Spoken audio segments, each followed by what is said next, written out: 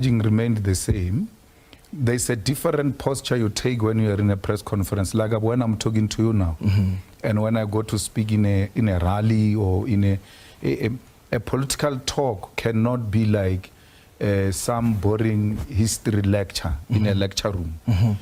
My responsibility, amongst other things, is to agitate and to instill confidence on the ground forces and say to them, we're still rocking the boat, we're in charge, let's move forward. So there should be a difference between the press conference and the ground forces event. But there's nothing that really is different from what we said. I said to you then, and I might have said it in an emphatic manner at the ground forces rally. I said to you at the press conference that I wouldn't have expected that from a brother. And once I say that, a word for that is betrayal. So if whether I put it in that way or this way, it's the same. But it's water under the bridge now. Nothing of us depend on his existence. No. We are doing much better now without him. Yeah. One of the things you said at the press briefing was that this is not allowed even in the EFF constitution, but if he decides that he wants to come back to the EFF, you are going to make an exception for him. Is that offer still on the table? That was a demonstration of me not having anything against him as a person. But the EFF has got a constitution. It has got its own membership. It has heard what I said, and it will decide at that moment if that moment presents itself. But I was simply saying, I've got nothing against this guy. I've not done anything to this guy. And even if he calls on me tomorrow, I'll show up, because I will not have some hangovers that, but this guy, when he left, this is what happened. No. And that's what I was saying.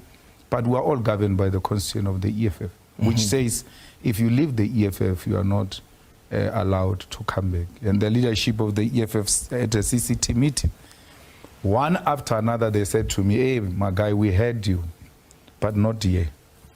So they said no, not here. You can forgive each other there, but not here. The constitution of this organization applies. And I ought to respect that, because I've expressed my views, and the leadership said, hell no. Are you not concerned about how that comes across? Because from what you're saying, this is a decision that you took unilaterally, right, about making an exception even though the constitution that doesn't allow, without speaking to the leadership. Do you not think you should have at least discussed it with the leadership and said, hey guys, this guy wants to leave, but because he is, as you've said before, the brainchild of this organization, what do you guys think of this? Because you are a leadership collective. I would imagine Julius Malema himself can't just make exceptions about the constitution of the EFF.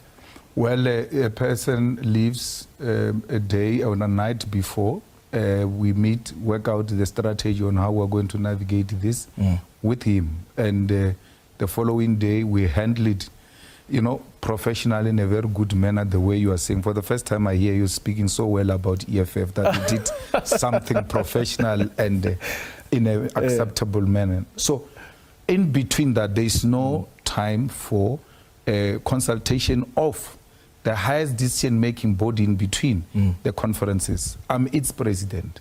I should make pronouncement in between, because leadership must be provided. But when that leadership meets, it has to rectify what I said. It's the same as the CCT, the Central Command Team. It will take a decision and then goes to a National People's Assembly in December. And then we arrive there, they say, no, that decision was wrong.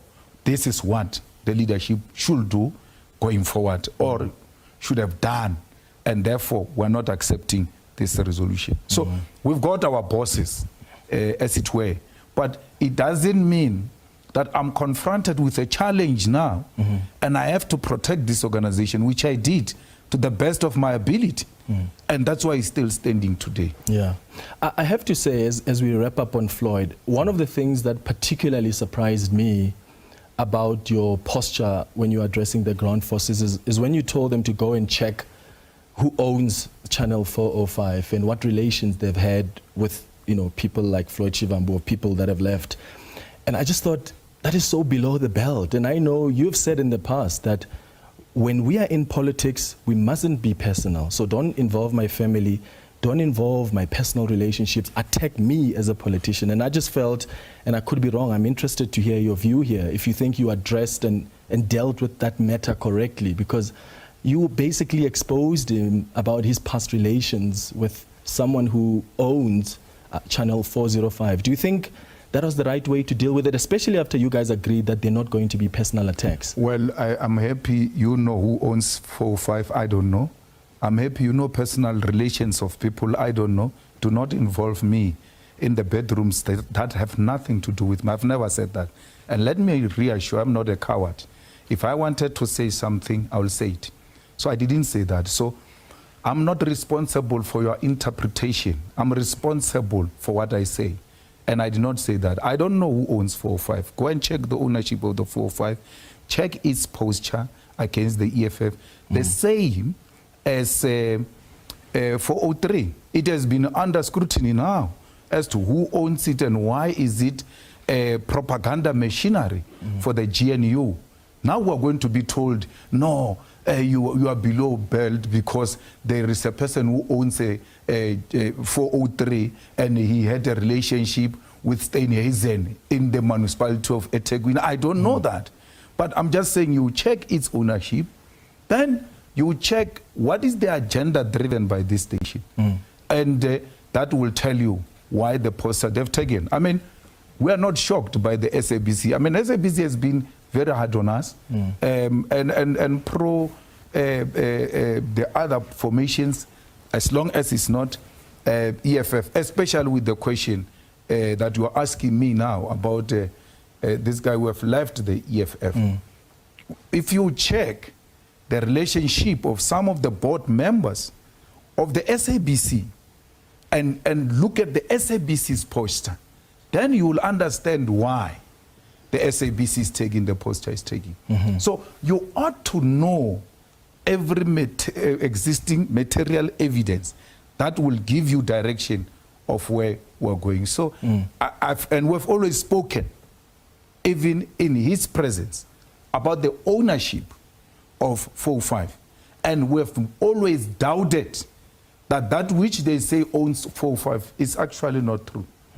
So I don't know. At least today we are getting some answer from you about ownership. So I just wanted to give you an opportunity to clarify that, because that's at least in my interpretation, which is why I wanted you to at least explain it. Because when you said go check who owns 405 and the relations they've had with the people who have passed, but I'll take your explanation. Do you still expect people to leave and follow Floyd? Because you said that was you said you must expect that fighters, that some people are going to leave and follow him. Do you still think there's some... Yeah, they're there and we're looking at them and they think that we don't know. You know, there comes a season in politics where these things happen. And then you must not be overwhelmed by a season. It's like those people who spend all their money on Christmas Day because it's a festive season. So there's that kind of season which is taking place now. We ought to hold tight and make sure that we remain unshaken. They're there. It doesn't matter what they say from their mouth. It doesn't matter what song they sing. All we know factually is that these people have engaged in a double parking. So the constitution of the EFF says, speak good and defend the organization, both in private and in public. And then you go speak very bad about the organization in private and then plot its leadership. You know, what is holding some of them is the coming NPA, that they should blackmail us into electing them. And if we don't, they are going to leave. But they are long gone.